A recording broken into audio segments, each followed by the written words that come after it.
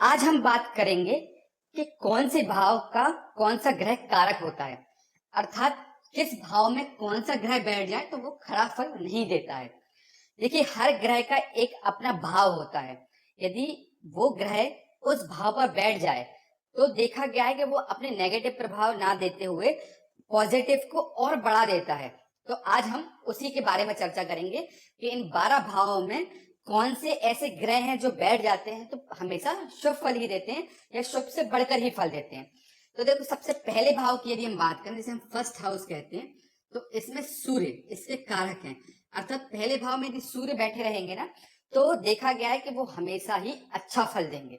यदि हम दूसरे भाव की बात करें, दूसरे भाव में गुरु अर्थात बृहस्पति देव, ये इसके कारक ग्रह हैं। यदि दूसरे भाव में देव गुरु बृहस्पति बैठ जाएं तो वो इस भाव में चाहे किसी की भी दृष्टि हो, कोई भी अंक लिखा हो, हमेशा अच्छा ही फल देंगे। इसके कारक तत्वों को बढ़ाएंगे। जैसे धन भाव है तो धन भाव को वो कहीं ना कहीं बढ़ाएंगे। यदि हम तीसरे भाव की बात करें तो तीसरे भाव में मंगल ग्रह कारक होते हैं, क्योंकि मंगल कहीं ना कहीं ब्लड को रिप्रेजेंट करते हैं, सेनापति को रिप्रेजेंट करते हैं, और ये भाव भी पराक्रम का भाव है। तो इस भाव में वो कारक होते हैं, शक्ति प्रदान करते हैं। यदि हम चौथे भाव की बात करें तो चौथे भाव में चंद्र कारक माने जाते हैं। अर्थात यहाँ पर यदि चंद्र बैठे हैं तो वो बहुत शुभ फल देंगे। यदि हम पांचवें भाव की बात करें तो पांचवें भाव में देव गुरु बृहस्पति पुनः आपको अच्छा फल देंगे, क्योंकि ये ज्ञान का है, संतान का है। तो इसमें भी यदि गुरु बैठ जाए तो वो बहुत अच्छा फल देते हैं। यदि हम सिक्स्थ हाउस की बात करें तो सिक्स्थ हाउस की यदि हम बात करें तो यहाँ पर मंगल पुनः शुभ फल देंगे। तृतीय में भी देंगे और सिक्स्थ में भी देंगे। क्यों देंगे? क्योंकि सिक्स्थ हाउस में शत्रु का भाव है, तो कहीं ना कहीं यहाँ पर मंगल उस चीज को प्रोटेक्ट करेंगे और बल की वृद्धि करेंगे। यदि हम सेवेंथ हाउस की बात करें तो सेवेंथ हाउस शुक्र का, यदि यहाँ पे शुक्र बैठे हैं तो बहुत अच्छा फल देते हैं। देखिए, बेसिकली शुक्र लग्जरी लाइफ के साथ साथ शादी विवाह वासना के कारक ग्रह हैं। और सप्तम जो हाउस होता है वो भी आपको पहले ही बताया हुआ है कि शादी का, जीवन साथी का, प्रेम का, इन हाउस को रिप्रेजेंट करता है। तो यहाँ पर शुक्र यदि बैठे होते हैं तो वो अच्छा फल देते हैं। यदि हम एट्थ हाउस की बात करें तो एट्थ हाउस में शनिदेव हमेशा कारक माने जाते हैं। अर्थात यहाँ पे यदि शनिदेव बैठे होंगे तो इसका फल अच्छा ही मिलेगा। बात करते हैं यदि हम नाइन्थ हाउस की, तो नाइन्थ हाउस में सूर्यदेव, क्योंकि नाइन्थ हाउस जो आपका है वो भाग्य का है। कहीं ना कहीं भाग्य हो गया, साथ में आपके जो गुरु हैं उनका हो गया। तो फिफ्थ हाउस में सूर्य चूंकि कुंडली के राजा भी हैं, आत्मा के भी कारक हैं, तो इस भाव को मजबूत करते हैं। यदि यहाँ पे नाइन्थ हाउस में सूर्य बैठे हैं तो वो हमेशा ही अच्छा फल देंगे।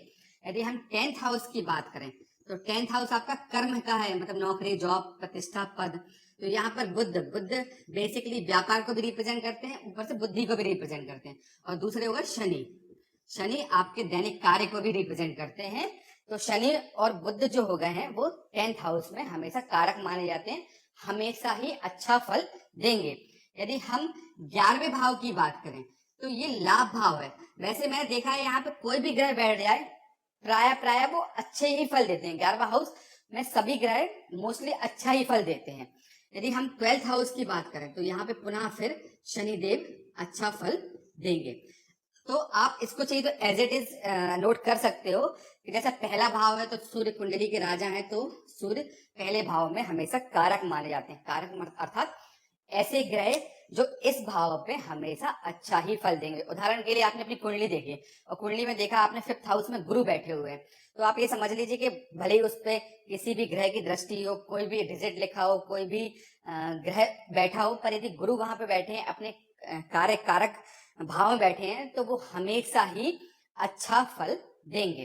तो ये एज इट इज रहता है। मतलब यदि दूसरे भाव की बात हो रही है और दूसरे भाव में गुरु बैठे हैं तो आपको बिल्कुल आंख बंद करके बोल देना है कि इस भाव पर गुरु बहुत अच्छा फल देंगे। यदि फिफ्थ हाउस में गुरु बैठे हैं तो हमेशा अच्छा फल देंगे। यदि सिक्स्थ हाउस में मंगल बैठे हैं या थर्ड हाउस में मंगल बैठे हैं तो मंगल ये पराक्रम का या शत्रु का भाव माना जाता है। तो मंगल भी सेनापति है, तो इस भाव में बैठ के इस भाव के जो कारक तत्व है उनको अच्छा करेंगे, प्रोटेक्ट करेंगे। तो बेसिकली यदि ये ग्रह यहाँ पर बैठ जाएं तो हमेशा ही अच्छा फल देते हैं। और 11th हाउस में मैंने जैसे बताया कि प्राय सभी ग्रह अच्छा ही फल देते हैं। तो आप इनको ऐसे याद भी कर सकते हैं और बेसिक समझ भी सकते हैं कि कौन सा ग्रह किस भाव में हमेशा अच्छा ही फल देगा। साथ में आप अपनी कुंडली में भी देख सकते हैं। यदि आपको मेरा ये वीडियो अच्छा लगा हो तो कृपया सब्सक्राइब करना ना भूलें, साथ ही लाइक एंड शेयर जरूर करें। धन्यवाद।